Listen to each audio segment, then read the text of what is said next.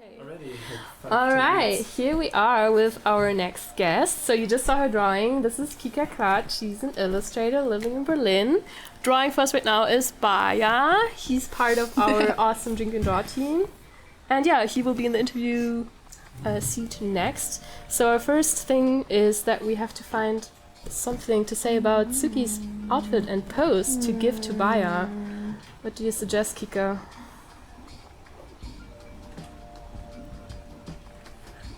Somehow it reminds me of a motorcycle guy, you know, with like a helmet or something like that. And especially with the belt. Like, I'm actually very sad that I didn't manage to do it in my drawing. But it's also like that half of his torso is out. Maybe we can also play with that. Like maybe some. So maybe like some motorcycle gang stuff. Ooh, the category is motorcycle gang. There we go. I think that's awesome. I think Bayar will pull it off with like maybe some sick tattoos on his arm or something. Don't spoil it. I don't know. Okay. Well, we'll see. It's gonna be cool. not too much details.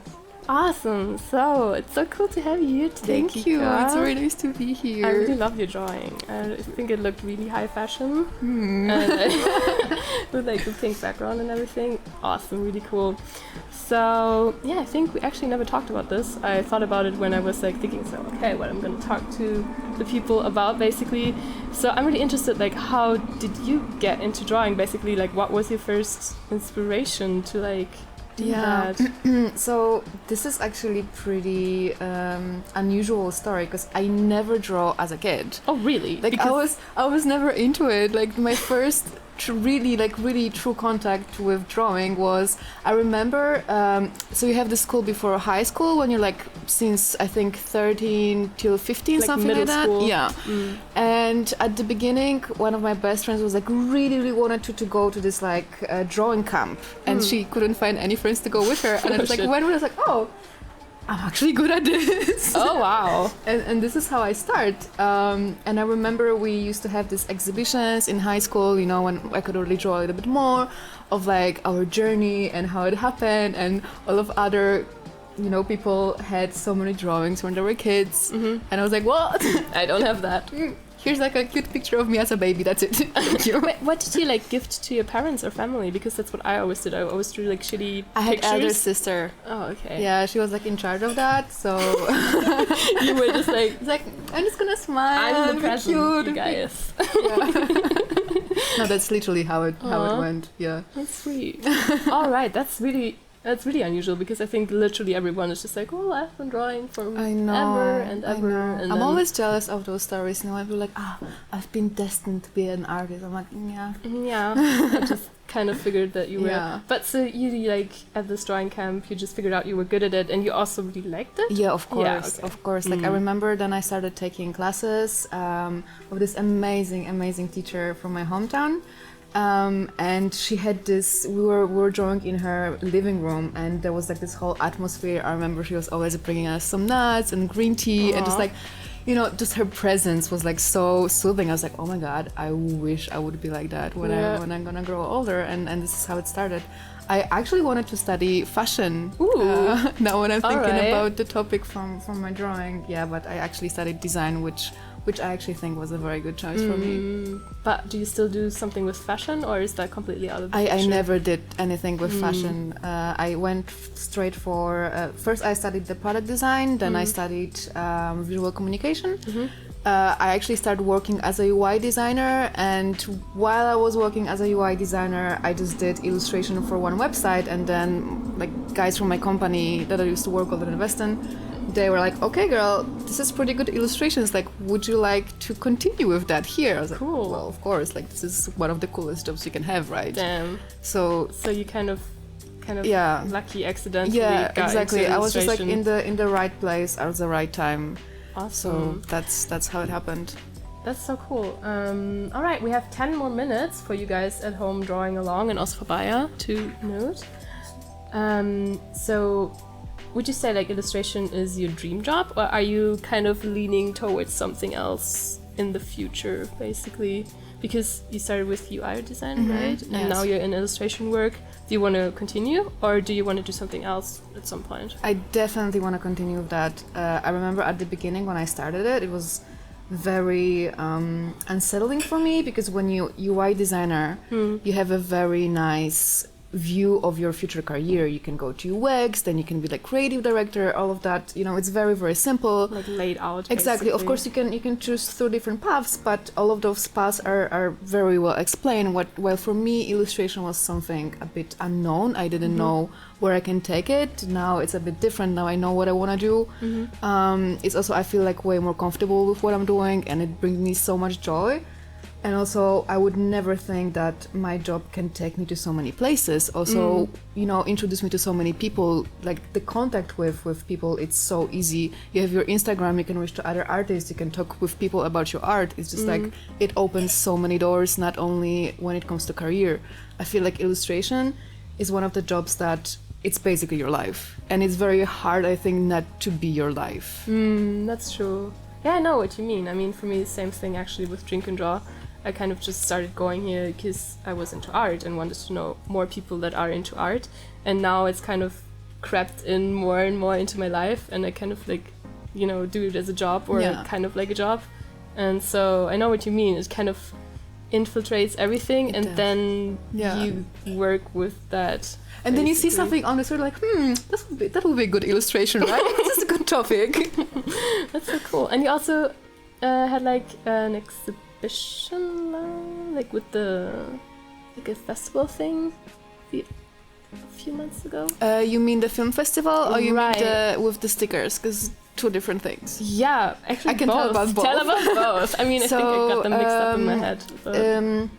The company that I was illustrator in does also the short animation films, right? And we actually send our projects to many film festivals. And the festival that I visited right now was the Supertum Film Festival in Croatia. So I was there as a guest. Oh, it was so nice. But like you also I think 2 weeks ago there was also short film festival in Berlin as well, right? That's right. So that was that. And I think with the exhibition we did with the Boys Club Berlin, the girls from there, which is like, I love them so much. It's a creative collective in Berlin, and it's like a very nice, because it's only girls, so the Boys Club, it's, you know, cool, a little bit of the joke. Okay. Yeah, so we did stickers that supposed to bring the awareness about the situation that's going on in Poland, because I'm Polish. Right. And it's about homophobia that's happening, unfortunately, right now. And like, as we know, the situation is going worse and worse. So we just wanted to do something about it. And we just created those stickers that you can just buy and support the cause in that way. That's really cool. I really love them, and I have a bunch of them. Thank you. Put them everywhere, like on my sketchbook, literally. And I'm always just like trying to, I don't know, do something that's gonna change something in a way. Like I feel, you know, because usually my illustrations are used to advertise something. So when I can do something that actually has like a bit more meaning, I'm not saying that making illustration for advertisement doesn't. But when I can do something that actually is for some sort of cause, it always brings this additional joy to it. It adds like purpose, basically, to what you do. Yes. So would you say that the illustration you like to do best are the ones that have like the strongest purpose behind them? Or, I mean, some people, I mean, for me, I really like doing stuff just like for the sake of it, because like super random basically, and usually I like the most random things the most than the most like planned out things basically. So would you say you like the random things more, or like the purposeful, like driven illustrations, if that makes sense? I think I try to lean more towards the driven one, although I just do love just drawing because it's nice, and I just like to draw pretty things, I'm not gonna lie. Sometimes I just make illustration because I like the connection of the colors, or I just see like, for example, in Drink and Draw, I always just draw models and the people drawing, which is like one of my favorite topics. Right. But you draw the people that are drawing. I love it. Like the people drawing is like my favorite topic because they basically don't move. It's true. And people in Berlin, oh my god, like they all have such an amazing outfits. Like they're the best to draw. So the best city ever for illustrators, I have to say. That's true. The street fashion here is on point. It's true, and also I feel like all the people going to drink and draw, they're like super fashionable as well. I mean, like artists, especially right? fashion Obviously. No, it's true. All right, we have 5 more minutes for you people drawing along, and also for Bayar. Snap. Oh snap! So yeah, Okay, so your career basically took you in a, like the illustration thing was kind of like just happening to you. Yeah. Because I wanted to ask you if you have like any career advice for like beginners that want to get into the art scene. I do, of course I do. Awesome. I mean, I think I have advice for the beginner in any career, which is like never choose your job based on money. So like just never think what you should do. Just never be like, okay, like this style right now is trendy, so I should like go for this, or like, you know, this topic is like right now on everywhere, so I just like should do it. Just do whatever you feel like doing. Just find your voice. Give yourself a space to find your style, to find what you want to say, and just wait and do it. Don't just try to force it, I guess. Yeah, okay. So like just go with the flow, man. Just go with the flow. Just vibe.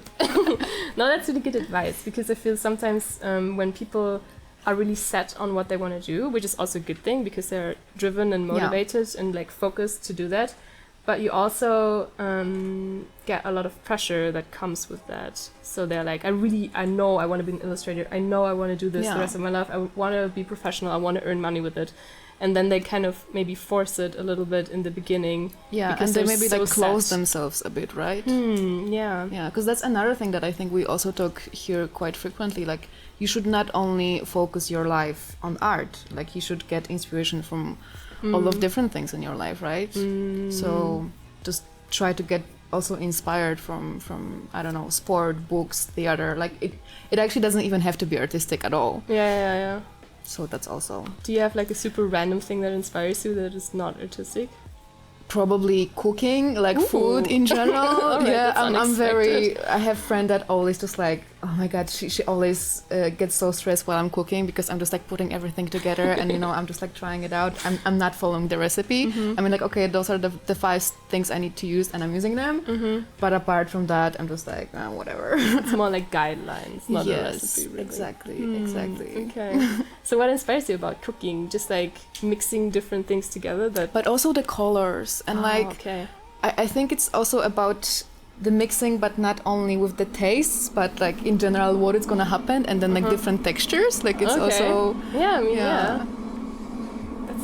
I think I read that once. I think it was like some sort of Japanese cook that was like, if your food has like only one color, then you should totally add another. Like if your food is only red, basically like red soup and then like some red vegetables, you should probably put something green on there, because it's a contrast and it's also like usually a taste contrast. Might be true. Although I have to say I find it oddly satisfying when you just make all of the, the whole dish is just like in one color. I love it. I'm not like gonna lie. Monochromatic eating. So pretty.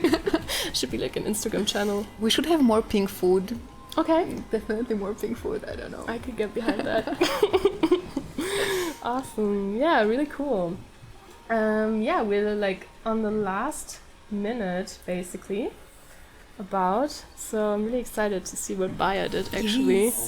Oh snap, what's gonna be? I do these, sorry. No pressure. Oh yeah, but I have to say, like, this adding to the pose, it's I think one of my favorite also ways to create.